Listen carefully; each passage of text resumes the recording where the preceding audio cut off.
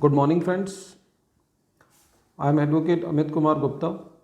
अपने income tax के cases की सीरीज़ में आज जो मैं केस आप लोगों के सामने डिस्कस करने जा रहा हूँ उस केस का नाम है संपर्क Hotels Private Limited versus deputy commissioner of income tax. ये केस दिल्ली ITAT की जी बेंच ने डिसाइड किया। केस 24 फरवरी 2021 को डिसाइड किया गया और ये मैटर जो है section 271 sub section 1 clause C की पेनल्टी पर है। फ्रेंड्स, जब भी मैं पेनल्टी के ऊपर कोई बात कहता हूँ तो पेनल्टी का जो मेन सिद्धांत है वो ये सिद्धांत है कि जब भी पेनल्टी SSC पर लगाई जाती है तो सारे सीरीज़ ऑफ फैक्ट से यदि ऐसा कुछ क्लियर होता है कि SSC की जो नीयत ठीक नहीं थी, उसने कुछ डिपार्टमेंट से छिपाने की कोशिश करी या उसकी इंटेंशन पे कोई बात जाती है तो उस केस में SSC के ऊपर पेनल्टी बनती है। अदरवाइज़ यदि SSC ने कोई बोनाफाइड मिस्टेक की है या अपने आप कोई मिस्टेक करके उस गलती को सुधारने की कोशिश करी है तो उन केसेस पर जो है SSC के ऊपर पेनल्टी नहीं लगनी चाहिए।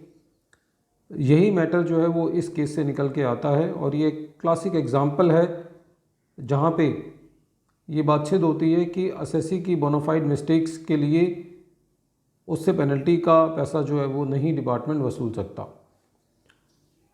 फ्रेंड्स, इस केस के फैक्ट्स इस तरीके से हैं। SSC ने अपनी इनकम टैक्स की रिटर्न दाखिल करी। जो रिटर्न थी वो करीबन 16,000 रुपये के करीब थी और मैट के अंदर जो SSC अपना प्रॉफिट दिखा रहा था वो करीबन 27,000 रुपये के करीब था। SSC का स्क्रूटनी के अंदर केस फिक्स हुआ, उसको सेक्शन 143 सब सेक्शन 2 का नोटिस भेजा गया। जैसे ही SSC को नोटिस मिला तो SSC को ये अपनी गलती का एहसास हुआ कि उसने अपनी जो मैट के अंदर इनकम दिखाई है वो गलत दिखाई है। SSC को सेक्शन 10 सब सेक्शन 38 में कुछ डिविडेंड आया था जो कि उसने अपनी मैट की कैलकुलेशन में नहीं लिया था। लेकिन जैसे ही SSC को सेक्शन 143 सब सेक्शन 2 का नोटिस मिला, SSC ने अपनी रिटर्न जो है वो रिवाइज़ कर दी।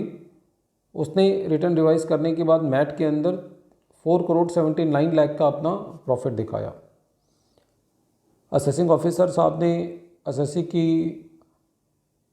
स्क्रूटनी की असेसमेंट करी और बाद में जो है वो इस बात पे पेनल्टी का नोटिस इशू किया कि क्योंकि SSC ने अपनी ओरिजिनल रिटर्न में खाली 27,000 रुपये मैट प्रॉफिट दिखाया था और रिवाइज्ड रिटर्न में 4.25 करोड़ रुपए के करीब प्रॉफिट दिखाया था, इसीलिए EO साहब ने SSC के ऊपर फर्निशिंग ऑफ इनएक्यूरेट पर्टिकुलर्स या कंसीलमेंट ऑफ इनकम का एक नोटिस इशू किया, जो नोटिस के अंदर इवन ये भी स्पेसिफाई नहीं किया था कि ये कंसीलमेंट ऑफ इनकम के लिए नोटिस इशू किया गया है या फर्निशिंग ऑफ इनएक्यूरेट पर्टिकुलर्स के लिए नोटिस इशू किया गया है। जैसा कि आप लोगों ने देखा होगा कि नोटिस इशू होता है तो एक जनरल लैंग्वेज होती है और उसके ऊपर ये भी टिक नहीं करते कि ये फर्निशिंग ऑफ इनएक्यूरेट पर्टिकुलर्स है या कंसीलमेंट ऑफ इनकम है।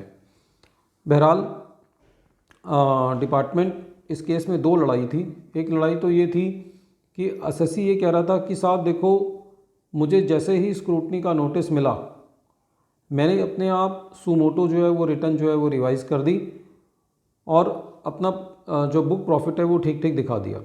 लेकिन डिपार्टमेंट का कहना ये था कि साहब SSC की ये बात जायज़ नहीं है क्योंकि SSC ने अपनी गलती तब सुधारी जब उसको नोटिस मिला।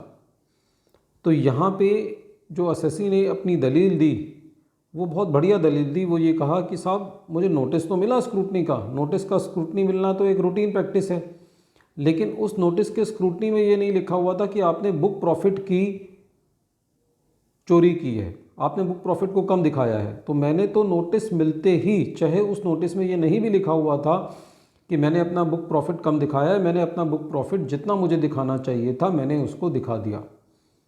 दिल्ली ITAT के दिमाग में ये बात हिट कर गई और बिल्कुल उन्होंने इस बात को माना कि SSC बिल्कुल ठीक कह रहा है, उसकी इंटेंशन ख़राब नहीं है।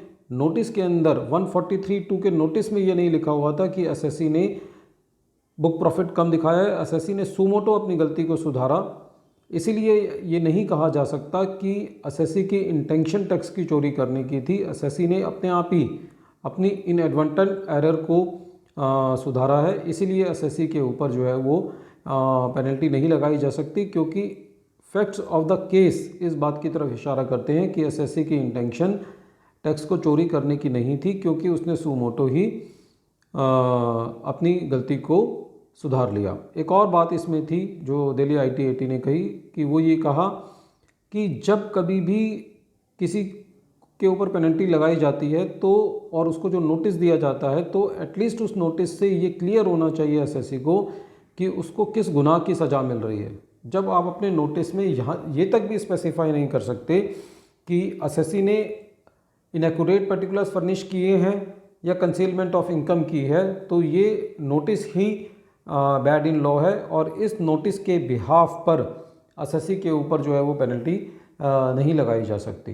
तो इस केस में टेक्निकल ग्राउंड पे भी एसएससी को रिलीफ मिला और जो उसकी प्रॉपर मेरिट्स थे उसके ऊपर भी एसएससी को रिलीफ मिला और दिल्ली ITAT ने एसएससी की जो पेनल्टी थी उसको डिलीट कर दिया था, क्योंकि AO साहब ने पेनल्टी लगाई थी, CIT अपील साहब ने पेनल्टी को कंफर्म कर दिया था और दिल्ली ITAT ने इन दो मुद्दों पर एसएससी की पेनल्टी डिलीट की। पहला मुद्दा ये कि नोटिस के अंदर ये स्पेसिफाई नहीं है कि किस लिए एसएससी के ऊपर पेनल्टी लगाई जा रही है, ये फर्निशिंग ऑफ इनएक्यूरेट पर्टिकुलर्स है या कंसीलमेंट ऑफ इनकम है। और दूसरा, एसएससी के कोड ऑफ कंडक्ट से facts and circumstances of the case से ये पता चलता है कि एसएससी ने सुमोटो अपनी रिटर्न रिवाइज करी और जितना बुक प्रॉफिट उसने कम दिखाया था वो अपने आप ही सेक्शन 143 सबसेक्शन 2 के नोटिस के बाद उसने अपनी सारी इनकम को ले लिया।